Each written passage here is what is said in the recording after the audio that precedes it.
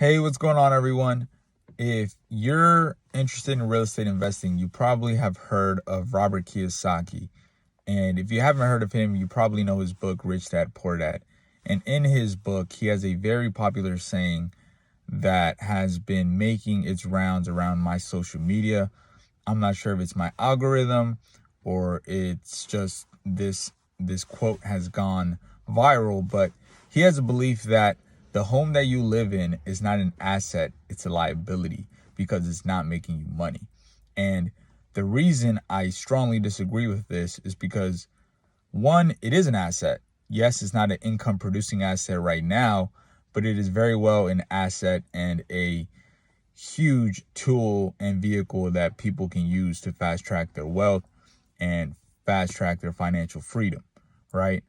The reason I don't like it is because a lot of people who hear this quote and tend to agree with it feel that they should only focus on rental properties. And that's just a huge mistake because there's a lot of power in owning where you live because you need somewhere to live, period. So either you're going to rent and you're going to pay someone else's mortgage, or you're going to own your home and pay your own mortgage and have your own forced savings account.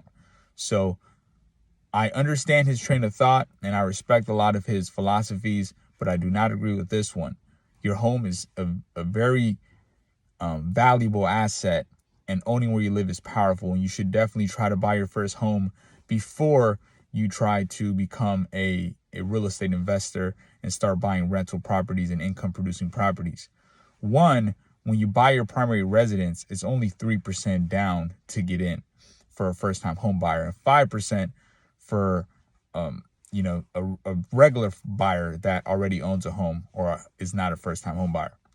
So with that being said, it's a lot less expensive. You're going to get a better rate. And then once you move out of that property, you can turn that asset into an income producing asset and make it a rental property, or you can sell it and cash out your equity and then take those proceeds and use that for other investments or other just life goals, right? So those are my 2 cents.